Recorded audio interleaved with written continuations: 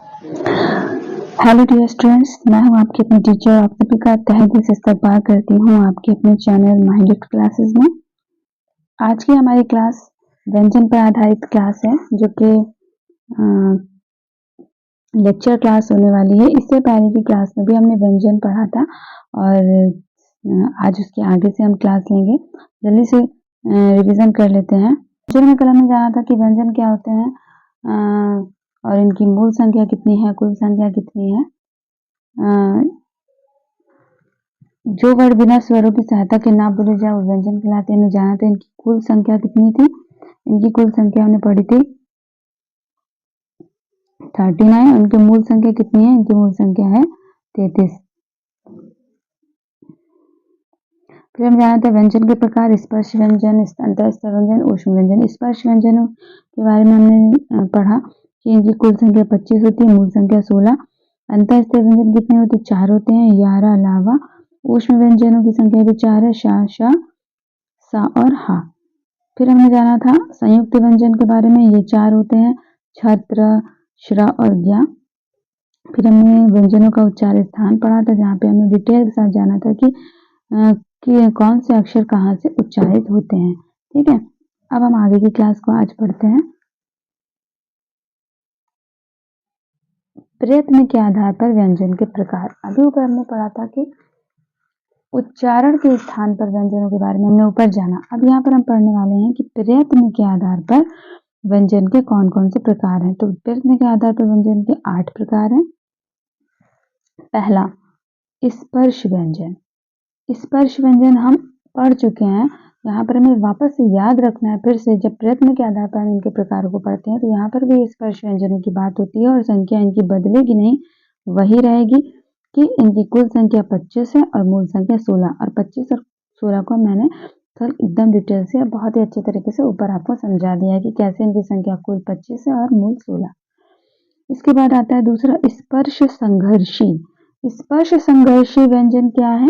ये 4 हैं। ठीक है, इन्हें बोलने में थोड़ा संघर्ष, स्पर्श के साथ संघर्ष का भी रोल यहाँ पर होता है। संघर्ष के साथ ये उच्चारित होते हैं, जो कि च, झ, ज और झा है। ठीक है, इन चारों को हम क्या कहते हैं? स्पर्श संघर्षी व्यंजन। तीसरा प्रकार है जो नासिक के। नासिक के क्या होते हैं? नाक और मुंह से उच्चारित होने वाले हमारे अक्षर होते हैं, जो कि कौन कौन से हैं? अंगा है, इया है, अड़ा, ना और मा। ये हमारे क्या है? इसके अलावा अनुस्वार की मात्रा। ये हमारे नासिक के व्यंजन थे जिन्हें हमने पढ़ा था। और यहाँ पर भी हमें याद रखना है प्रयत्न के आधार पर व्यंजन के प्रकार में कि नासिक के 5 होते हैं। ठीक है, अड़ा, इया, अंगा, ना, मा। फिर आता है पार्श्विक। ठीक है, पार्श्विक क्या होता है? व्यंजन। ये पार्श्विक व्यंजन है ला। कौन है? ला। सिर्फ और सिर्फ इसकी संख्या 1 है। प्रकंपित व्यंजन क्या है? प्रकंपित व्यंजन, क्योंकि इसके उच्चारण में कंपन होता है। आप इसका उच्चारण करके देखिए, रा, इसकी संख्या 1 है। इसका उच्चारण जब हम करेंगे तो एक थरथराहट सी आएगी, कंपन सा आएगा, है ना। इसकी वजह से इसे प्रकंपित व्यंजन कहते हैं और वो है रा। फिर इसके बाद उत्क्षिप्त व्यंजन। उत्क्षिप्त व्यंजन की संख्या कितनी है? 2 है। एक ये है आपका ढा, सॉरी, अड़ा और ढा। एक अड़ा है और एक है आपका ढा। ठीक, इसे द्विगुण व्यंजन भी कहते हैं। इस नाम को भी आपको याद रखना है। इसे द्विगुण व्यंजन भी कहते हैं क्योंकि इसके अंदर 2 गुण पाए जाते हैं। वो कैसे? जब इसकी हम बिंदी हटा देते हैं तो ये डा पढ़ा जाता है और ये ढा पढ़ा जाता है। जबकि इसकी बिंदी लग जाने से ये 2 रोल निभा रहा है। बिंदी लग जाने से इसका नाम हो जाता है उत्क्षिप्त व्यंजनों की श्रेणी में आ जाता है। और ये हमारे जब शब्द लिखे जाते हैं ना, तो डा, जैसे हमें लिखना है डमरू, तो हमें ये इस तरह से लिखना होगा, डमरू। तो यहाँ पर बिना बिंदी के इस्तेमाल हुआ। शब्द होता है सड़ना। अब हमें सड़ना लिखने में यहाँ पे बिंदी के साथ इसका इस्तेमाल किया गया है। तो यहाँ पर डमरू में ये डा के साथ बिना बिंदी के था यहाँ बिंदी के साथ इस्तेमाल हो रहा है, तो ये दो रोल निभा रहा है। दो रोल निभाने की वजह से इसे द्विगुण व्यंजन भी कहते हैं। फिर 7 नंबर पे संघर्षी। ऊपर हमने पढ़ा था स्पर्श संघर्षी की संख्या क्या थी, 4 थी, है ना। ये देखिए स्पर्श संघर्षी की संख्या 4 थी, च छ जा जा। अब नीचे क्या कह रहा है, संघर्षी। तो संघर्षी व्यंजनों की संख्या कितनी है, 7 है। कौन कौन से, फा, सा, जा, शा, खा, गा और हा। ये हमारे 7 हैं संघर्षी व्यंजन। फिर आते हैं अर्ध स्वर। अर्ध स्वर की संख्या कितनी है, 2 है। कौन कौन से, या और वा। अर्ध स्वर व्यंजनों की हम ये बात कर रहे हैं, लेकिन यहाँ पे है तो ये या वा व्यंजन, परंतु इन्हें अर्ध स्वर व्यंजन भी कहा जाता है। ये क्या है, 2 है, या और वा। श्वास या वायु। श्वास या वायु के आधार पर व्यंजन के प्रकार को पढ़ेंगे। ये क्या है, यहाँ पर इनके 2 प्रकार हमें देखने को मिल रहे हैं वायु के आधार पर व्यंजन के। एक तो हमारा अल्प प्राण है और दूसरा हमारा महाप्राण है। तो पहले जानेंगे अल्प प्राण किसे कहते हैं। जिन व्यंजनों के उच्चारण में वायु की मात्रा क्या होती है, कम होती है, वे अल्प प्राण कहलाते हैं। ठीक है, बहुत आसान है इसकी परिभाषा। अल्प प्राण यानी इसके प्राण बहुत कम है, इनके उच्चारण में बहुत जल्दी से हमें वायु जो है बहुत कम लगती है, वायु कम लगती है और ये कम वायु के साथ उच्चारित होते हैं, ये अल्प प्राण कहलाते हैं। जैसे हम बोल के देखेंगे क, ग, अंगा, च, ज, इया, ट, ड, अड़ा। इन सब को बोलने में क्या हो रहा है, हमारे वायु की कम जरूरत पड़ रही है और इसी वजह से ये क्या कहलाते हैं, अल्प प्राण कहलाते हैं। ठीक है, फिर आता है महाप्राण।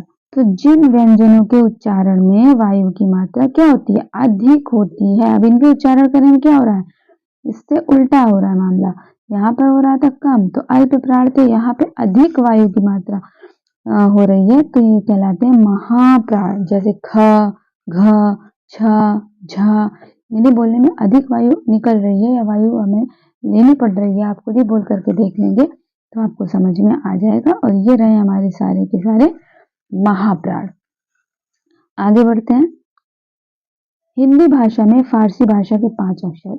इन फारसी भाषा के 5 अक्षरों को पढ़ने से पहले हम ये जान लेंगे कि भाषा जो होती है ना स्टूडेंट्स, हमारी कोई भी भाषा है, हिंदी, इंग्लिश, उर्दू, अरबी, फारसी, संस्कृत, कोई भी भाषा, तो वो भाषा हमारे कहीं ना कहीं दूसरी भाषाओं के मिलाप से बनी होती है। उनमें कहीं ना कहीं में दूसरी भाषाओं के कुछ शब्द और अक्षर देखने को मिलते हैं।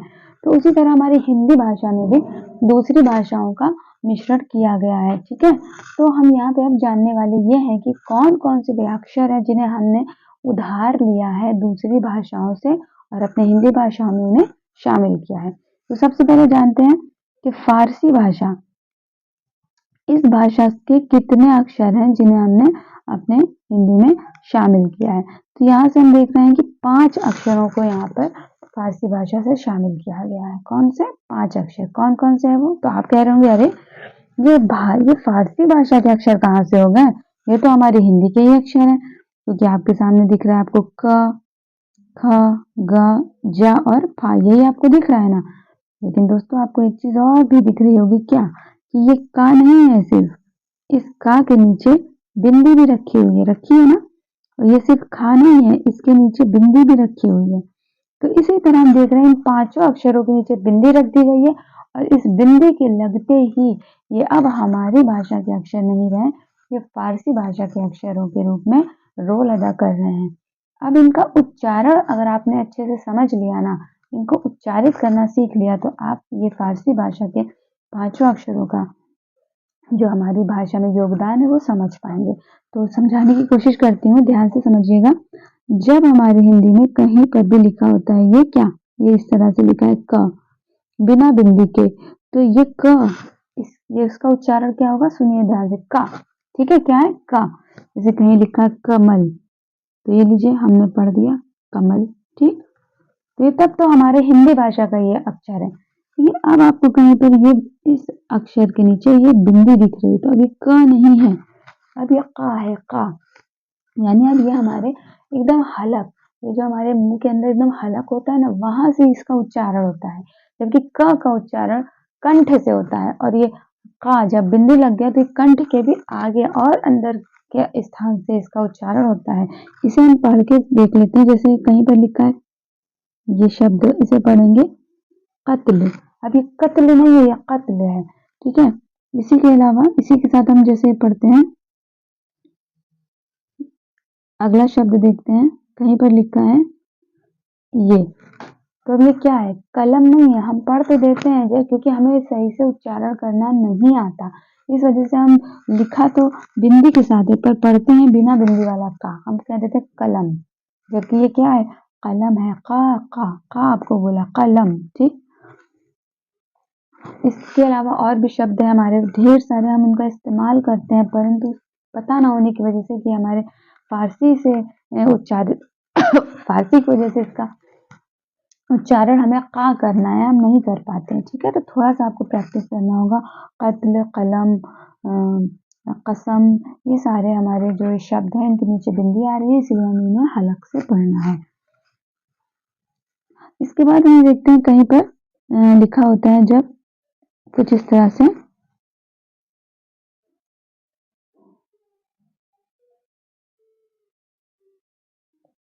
तो अब ये खा के नीचे बिंदी लगी, तो ये खा नहीं रहा, अब ये खा हो गया है। क्या? खा। तो अब ये हम पढ़ेंगे खत्म। इसे खत्म नहीं पढ़ेंगे क्योंकि यहाँ पे खा नहीं है। इस बिंदी के लग जाने से ये फारसी भाषा का अक्षर बन गया है और यह है खत्म, और ये शब्द भी हमारा फारसी भाषा का ही शब्द है, खत्म। ठीक है। फिर इसके बाद हम जैसे देख लेते हैं,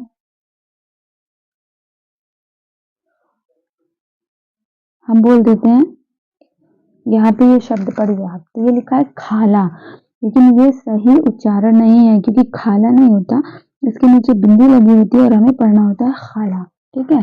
खाला, खत्म, खरगोश, और बहुत सारे शब्द हैं। आप इसका खुद से भी जा करके, अभी मैंने क्या कहा? खुद, तो ये भी है हमारा फारसी का अक्षर।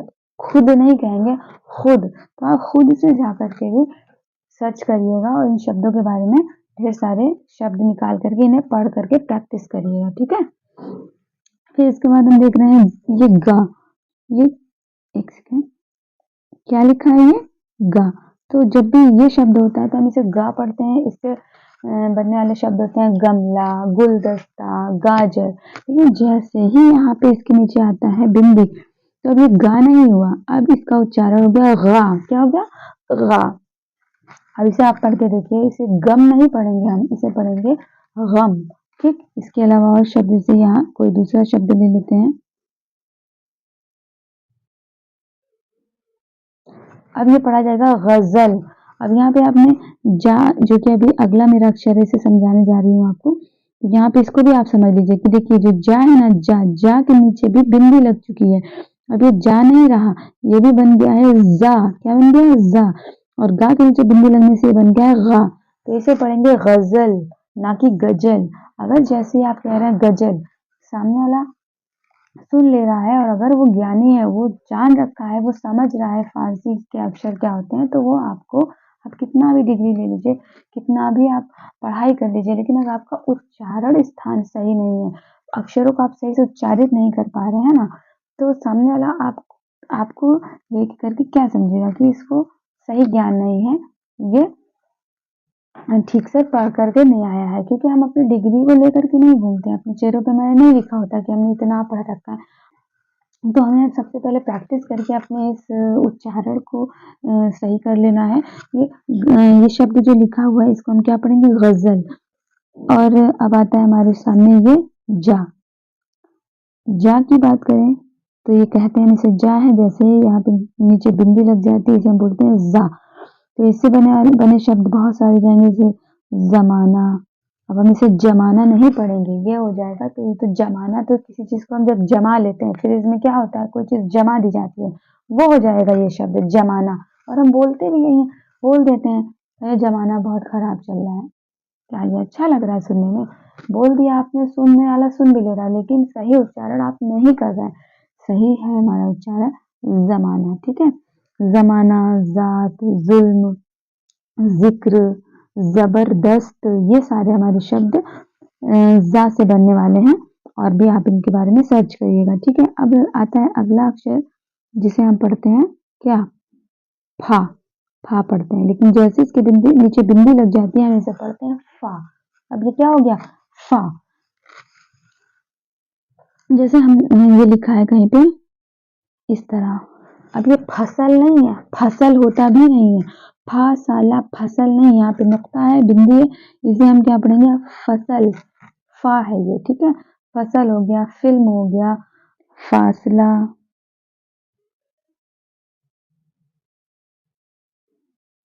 फतवा, फातिमा, ये सारे शब्द फा का उच्चारण दे रहे हैं क्योंकि इनके जिन बिंदी हैं। अब आप कहेंगे अगर कि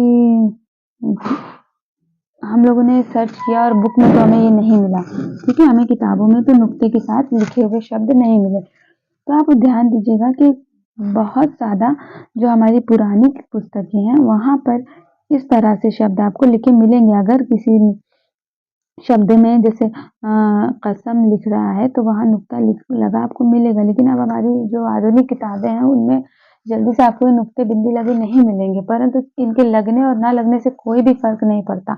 अगर हमारे ये फारसी का अक्षर है और कहीं लिखा है तो नुक्ता लगाकर वो छापे या ना लगाकर छापे, बिंदी लगाए या ना लगाए, हमें उसे पढ़ना उच्चारण उसी तरह करना है। और ये हमें कैसे आएगा, ये हमें प्रैक्टिस के साथ आएगा, जो हम ज़्यादा से ज़्यादा सर्च करेंगे, इन शब्दों के बारे में खोजेंगे, तलाशेंगे, जानने की कोशिश करेंगे और उन्हें अपने मुंह से उच्चारित भी करेंगे, उनकी प्रैक्टिस करेंगे, तो खुद ब खुद हमारे मुंह से वो नुक्ता लिखा हो या ना लिखा हो हम उसे बोल लेंगे। ठीक है, आगे बढ़ते हैं। हिंदी भाषा में तुर्की भाषा के अक्षर, तुर्की भाषा के कितने अक्षर लिए गए हैं, सिर्फ 2 अक्षर लिए गए हैं, वही हमारे द्विगुण व्यंजन जो अभी मैं ऊपर पढ़ा था, ढा और डा, यही हमारे हैं तुर्की भाषा से लिए गए 2 अक्षर। इसके बाद हमारा आता है हिंदी भाषा में अंग्रेजी भाषा का कितना अक्षर लिया गया है, तो यहाँ पर अंग्रेजी भाषा का सिर्फ 1 अक्षर है, वो है औ। ठीक है, अब ये क्या है इसको भी थोड़ा समझाने की कोशिश करती हूँ। जैसे कि हमारे इंग्लिश के जो अंग्रेजी के शब्द होते हैं ना, उनको जो हम हिंदी में लिख रहे होते हैं, जैसे हमें लिखना है ये है हमारा इंग्लिश का एक वर्ड बॉक्स। ठीक है, क्या है ये, बॉक्स। तो हम जब इसको हिंदी में लिख रहे होते हैं ना, तो हम ये बॉक्स, ये औ की मात्रा ऐसे लिख देते हैं अगर, तो ये गलत होता है, क्योंकि इसकी मात्रा अंग्रेजी भाषा का हमने एक अक्षर लिया है औ की मात्रा के लिए हम ये इसे लगाते हैं और इसका उच्चारण औ ही निकलता है। अब ये पढ़ा जाएगा तो ये सही है, बॉक्स।